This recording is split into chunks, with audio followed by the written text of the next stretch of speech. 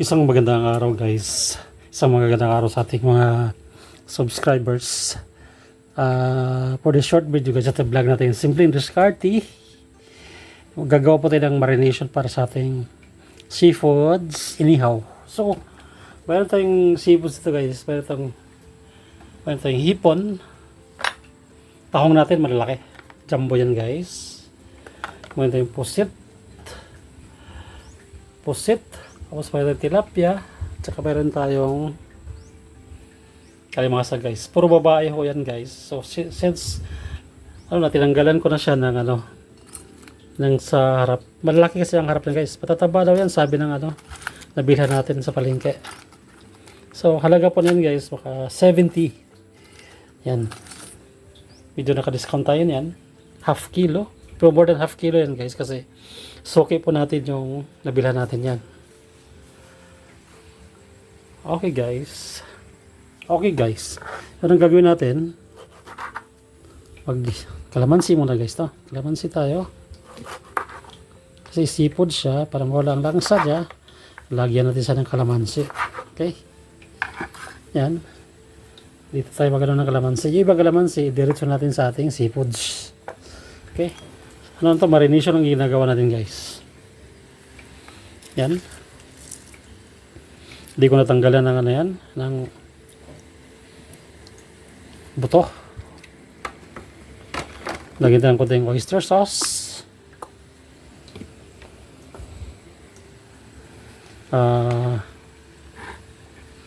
Seasoning.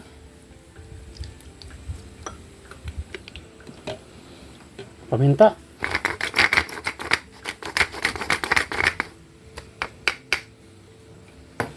Ating chili and garlic guys. Chili and garlic oil. Yan yung pinaka marination natin guys sa ating seafoods bago natin ihawin. Okay guys, since tapos na ang ating marination, so ang simpleng gagawin lang natin ito guys. Malinis na yan guys, lalagyan natin siya ng patakan ng calamansi juice dito. Ayan. Calamansi lang patak natin. Ang ating pusit. Kung gusto nyo sa pusit guys, lagyan ng palaman. Kung gusto nyo may pagkalasang lemongrass, pwede palamanan ng lemongrass. May tomato, sibuyas, onions. Basic na inihaw lang to guys. Gawin natin. Napakasimple at madaling gawin. Okay. Then, ang ating marination na gawa na. Yan guys. Lagyan tayo dito. Yan. Since may lasa na yan, hindi natin magdagdag ng salt. Kasi yung sausawan natin ito, tuyo, kalamansi,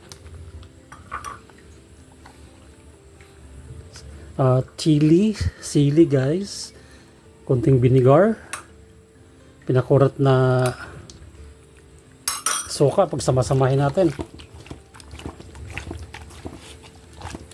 Yan lang isa guys, yan lang gagawin natin kasi simple, ready si ihaw na to. Since ihaw naman ito guys, seafoods guys, pagsamasamahin na natin ating hipon.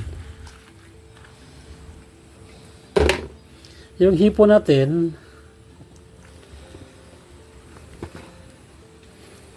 malambot to guys. Malinis na po yan. Tinanggalan natin ng bituka, yung sa ulo niya. Tsaka natin sa i-marinate ito guys. Ganun din ang gagawin natin sa isda. Itong marination na to guys, pwede rin to sa meat, pwede sa chicken, pwede sa pork, sa beef. Kung gusto nyo sweetie ng bahagya ang ating inihaw, dagdag lang kayo ng sugar. So kung may honey kayo, okay lang din. Mas masarap kung may honey. Pero sa mga basic na ingredients sa kusina natin, panalo na yan guys, kanyang timpla. Mag-adjust na lang kayo sa salt. Kasi iba-iba ang taste natin. Iba maalat ang panglasa. So iba naman, tamang-tama lang. Iba naman, hindi rin gusto ng sobra-sobrang salt. Ayun na yan guys, ready na yan. For ihaw na yan guys. I-marinate lang natin ng bahagya. Yan. Halo-halo. Anyway, ang ating tahong, di natin sa ating tahong, mamaya pag ihaw natin to, pag bukan yan, pwede natin lagyan ng sliced cheese. Kung may tomato sauce, pwede lagyan ng tomato sauce. Parang lalong masarap guys.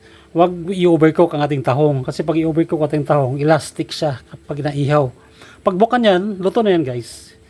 Ilagay na lang ang cheese sa loob. Mas maganda kung melted cheese or quick melt. Parang madaling matunaw guys habang mainit ang ating tahong. Ilagay natin ang melted cheese or cheddar cheese or anumang cheese na available sa bahay guys. Di na kailangan na mamili tayong cheese. Kasi yung ibang cheese mahal. Yung tama-tama lang. Di naman tayo hotel o restaurant. Timplang pangbahay lang tayo. That's it guys for today. Maraming salamat sa hindi pa nakapag-subscribe ng channel namin. Bacon Amen, Simpleng Discarded Vlog. Tsaka don't forget to follow our Facebook guys. Michael Tugunon. Mayroon tayong daily post doon guys. That's it guys. Thank you guys. God bless. Thanks for watching.